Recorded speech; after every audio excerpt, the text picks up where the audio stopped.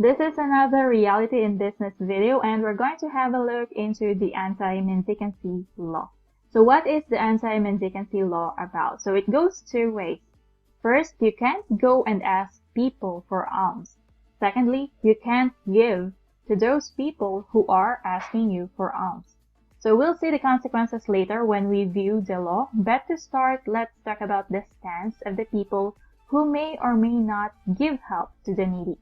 So wait, is it a criminal offense? You won't be jailed, you won't be detained, but you'll be fined 20 pesos at most. So if you did it in the city of Mandaluyong, I think, they have this ordinance from 2014. The fine is from 500 to 1,000 pesos, which needs to be paid within 6 hours. I'm not sure if this has been repealed or something.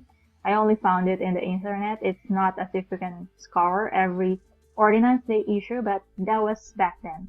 Also, a House bill has been filed last month aiming to have the law abolished.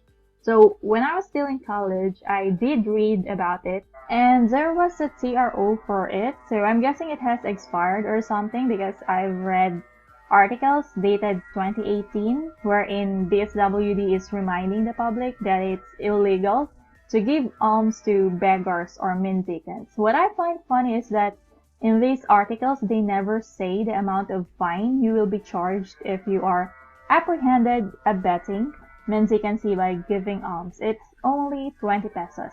I'm not saying let's break the law, it's only 20 pesos, but even the executive arm of the government isn't enforcing it strictly. It was TRO'd, so that should tell us something. If their concern is safety, I'm sure you can still give in a safe manner, in a safe environment. And then they also have an issue about giving them alms might instill a mindset that, yeah, there are people who give, I'll continue to ask for alms, for coins, because there are still people who are still giving me coins or bread. BSW says it might encourage them not to pursue education anymore or find jobs anymore. I'm reminded of the time the government was trying to convince the public to not use plastics anymore because it's bad for the environment. And they were like, don't buy plastic bags, use eco bags or paper bags instead. But isn't the easiest way of doing it would be closing the factories that make them? Why aren't they doing that? Granted, a number of people would lose their jobs, taxes collected from these big factories would be gone. The figures behind them might be influential, but if you really want the change to happen, you have to target the roots. Can't they change their business to making eco bags instead, paper bags? Why do you try to convince 100 million of people not to use plastics? Okay? That's really, I don't know, a prelude to failure. That's a great feat to achieve. There are certain plastic products that are necessary, great for convenience. If anything, I think we should educate people on how to properly dispose their trash. Don't mix up plastics with biodegradable ones. Anyway, going back to the anti-mendicancy, you want people to stop giving alms. Even the Supreme Court said that you can prohibit a person from expressing his good intentions. If you prohibit a person from helping others, you're saying it's a bad thing. Helping is a bad thing. You want us to stop helping?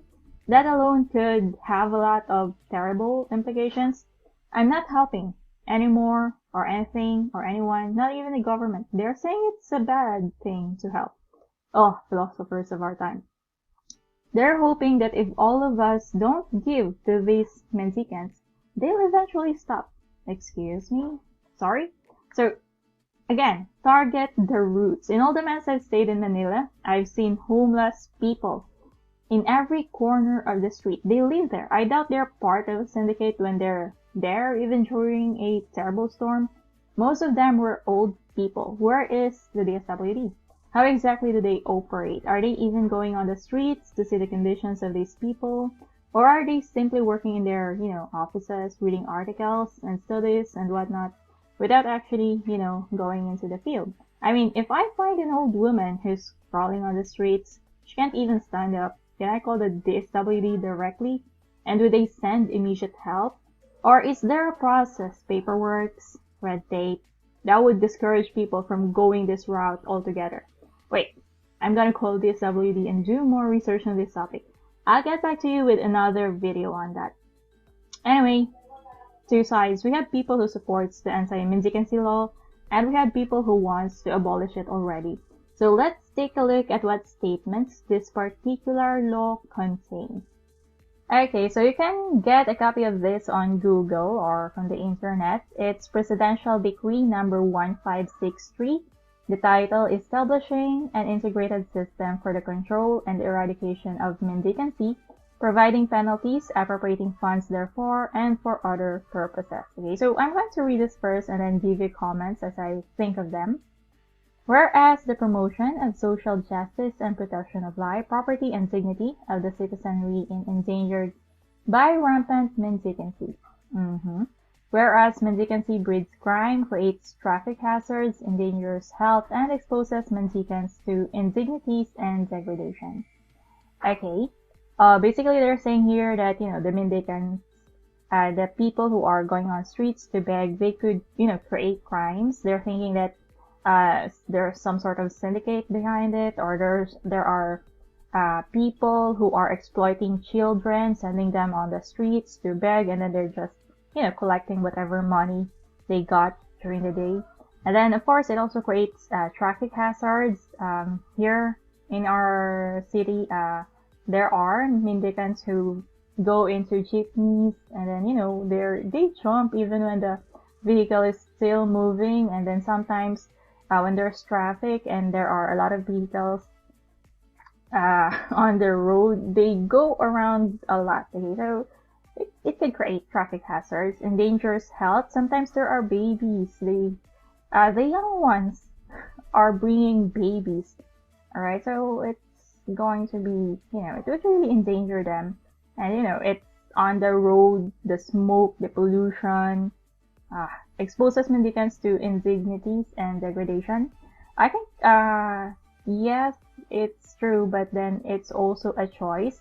Maybe they have no other choice. Okay, granted, there are, people who are taking advantage of it, taking advantage of other people's goodness, who pretend to be mendicants as if they have no other choice to do but to beg on the streets. But then there are also those people who are, legit, needing no other option but to beg. Okay, it's possible that they've encountered certain circumstances in their lives, death of family member, financial problems, an inability to provide for their financial needs, for their essential needs. So it's a choice. They make that choice, although it's probably definitely a last resort kind of choice, that they go on streets to beg people, okay, to give them money. Okay, in a way, yes, it does expose them to indignities and degradation, but it's a last resort, and I don't know,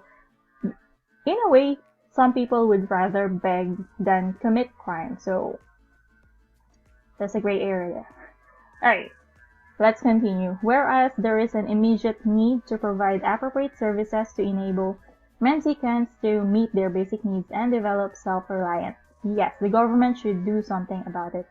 Okay, they should, in a way. It's a fact that a lot of people in the Philippines are living in poverty, and there are statistics showing that yes, there are people who are homeless, who live on the streets, and a lot of people who need financial help. All right. And so, DSWD being the agency of the government who is tasked with social welfare, so they have to come up with programs that would help these people so that they would not resort to becoming mendicants, or they would not resort to begging on the streets. Alright, so I think that's one the purpose of this law. And now, therefore, the President of the Philippines back then, by virtue of the powers vested in me by the Constitution, do hereby order and decree. So here are the sections, the clauses. Title and scope of the decree. So this decree shall be known as the Mendicancy Law of 1978. It shall apply to all mendicants and exploited infants or children who are 8 years old and below, minors found begging and covered by Presidential Decree number 603, and parents of exploited infants and children criminally liable under Article 59 and 60 of Presidential Decree number 603. So if you would notice, this law was created in 1978. So back then, there are already people who are begging, who are mendicants, okay, and there are already, exploitation of infants and children. There's another law, PD number 603, and then in relation to this law, so they have these clauses. Section 2 purpose, this decree shall be interpreted so as to, among others, prevent the commission of mendicancy, prevent the exploitation of infants and children through mendicancy, and provide habilitative services for those already exploited or in immediate danger of exploitation.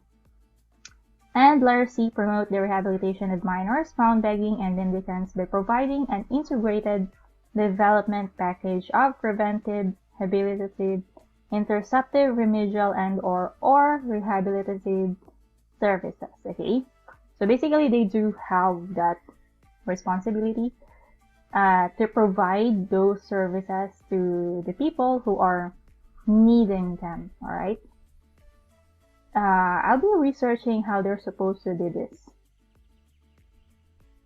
Section 3, definition of terms as used in this decree, the following shall, unless the context otherwise requires, be construed thus. Mendicant refers to any person, except those enumerated in Section 4 of this decree, who has no visible and legal means of support or lawful employment, and who is physically able to work, but neglects to apply himself to some lawful calling and instead uses begging as a means of living. Okay, so this only refers to people who are actually capable of working, who actually have, means to find work, but they, decided or chose to, they resorted to begging instead. But technically, it's not yet their, last resort. They still have other means, they still have other options, but they resorted to begging. So that's what we call mendicant, alright? Letter B, exploited infant or child refers to an infant or child 8 years and below who is used in begging, or one who accompanies a habitual vagrant or beggar. Okay? In certain instances, yes, there might be syndicates who are using children. Okay, they station them on certain places in the city or in a municipality, and then they tell them to, beg for alms, go and collect money from people. And then later on, at the end of the day, they would be collecting their money instead, and then they would use it for their own benefit, not for the children's benefit. Okay, so that's exploitation. Letter C, habitual mendicant refers to one who has been convicted of mendicancy under this decree 2 or more times. Okay, so habitual. Okay, you've been apprehended already the first time, you've been told not to do it again, but you still did it again. Okay, letter D, duly licensed child placement agency or individual is an institution or person licensed by the Government of Social Services and Development to assume the care, custody, protection, and maintenance of children for placement in any child-caring institution or home under the care and custody of any person for purposes of adoption, guardianship, or foster care. Okay, so this is now DSWD, right? And they have, of course, offices in most municipalities, especially in the cities, and they are supposed to take care of any individual placed for their protection, a child caring institution or home. Okay, if there are any children that's been rescued or taken off the street, so they would be placed into the care of the SWD and their offices, branches, or something.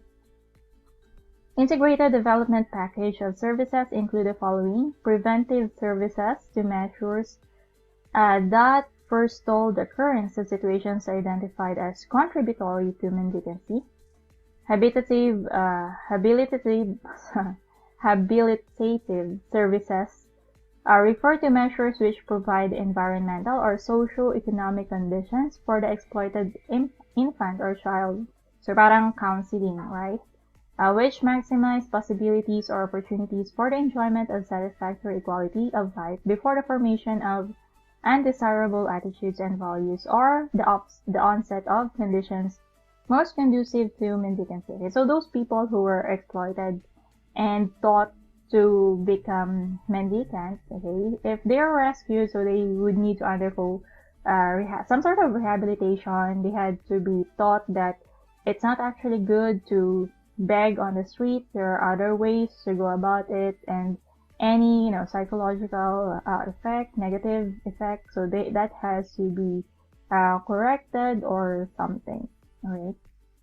So that they would not go back to begging on the streets. Okay, they would need to find other ways to earn a living and continue their lives, of course, with the guidance and assistance of the DSWD, supposedly. Okay.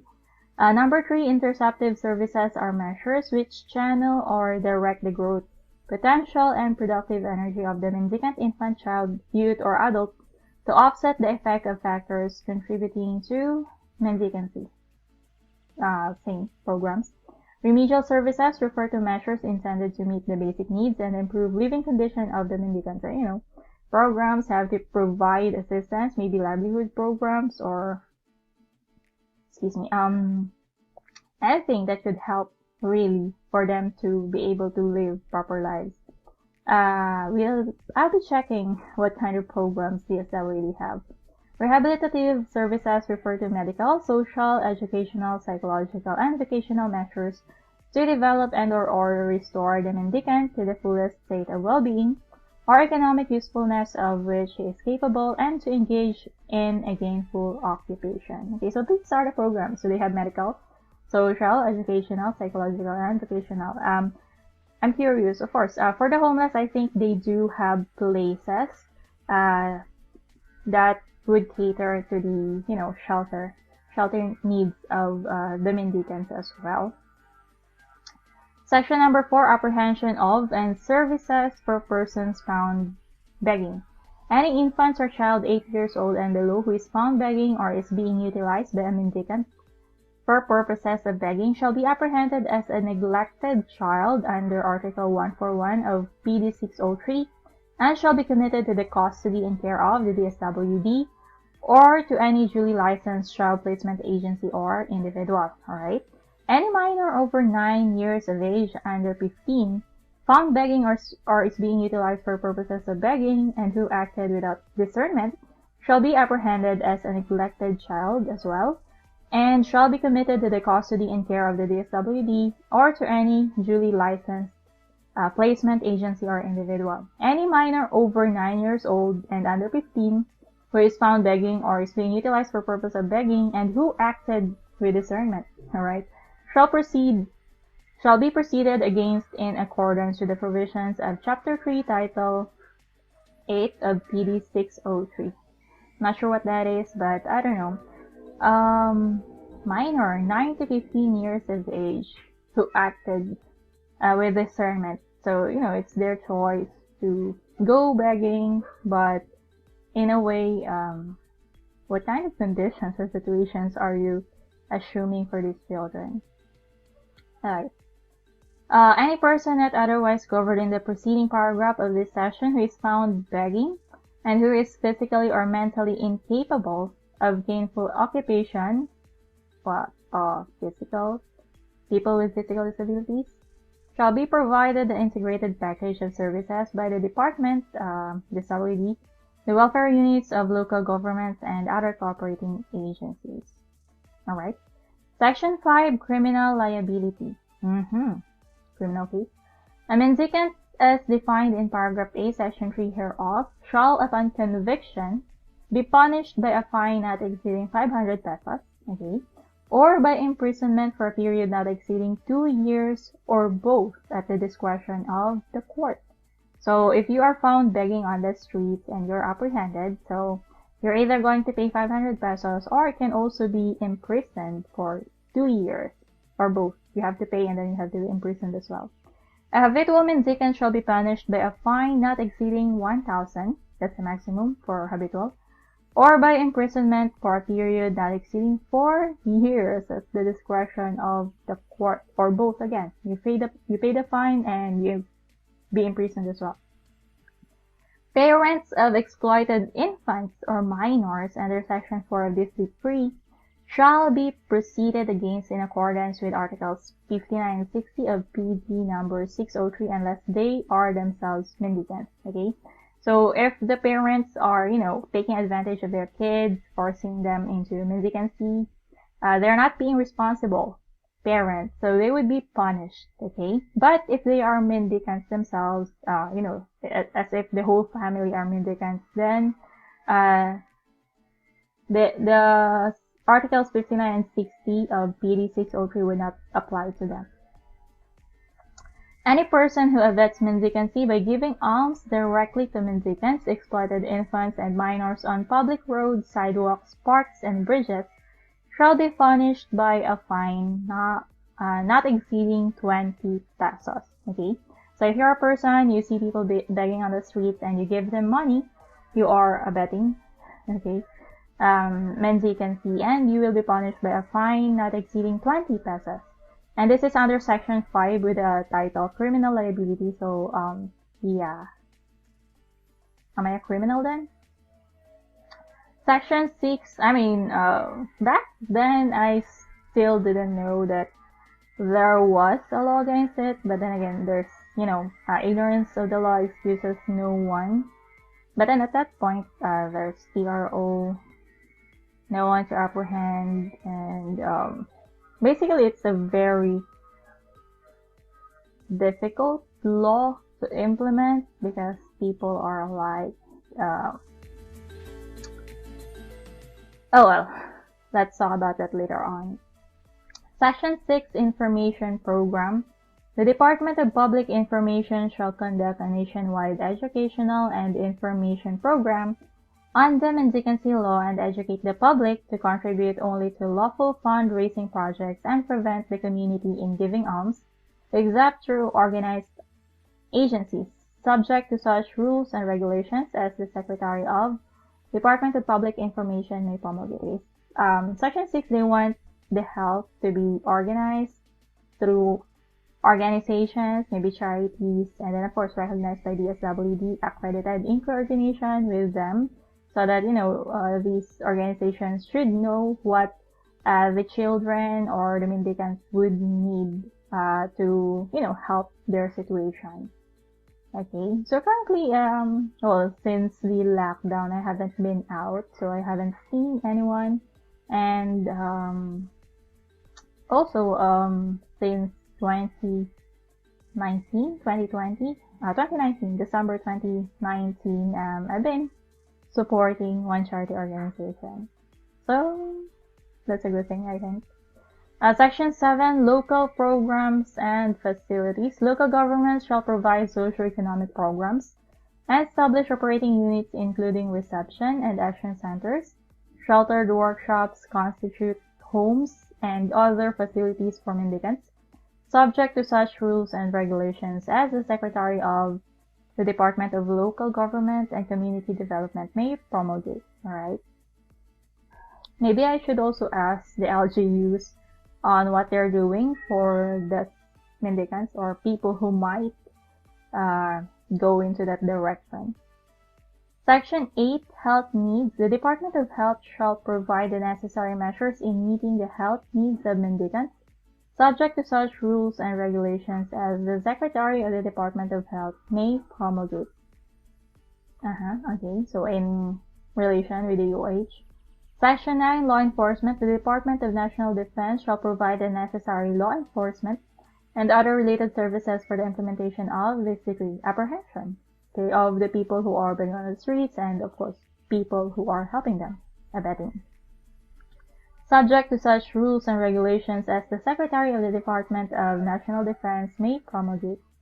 Section 10, Integrated Network of Services. The Department of Social Services and Development, now DSWD, shall provide an integrated network of appropriate services to exploited infants and children 8 years old and below, as well as mendicant minors and adult mendicants, and shall coordinate the services related to the implementation of this decree, subject to such rules and regulations as the Secretary of the Department of Social Services and Development may promulgate. Okay. Appropriation, Section 11, the sum of 2 million pesos, again this is back in 1978, is hereby authorized to be appropriated out of any funds in the National Treasury that are not otherwise appropriated in order to support the activities under this decree. Currently, we do have, the annual budget, and each department is provided with their budget, and of course, the SWD does have their own given budget.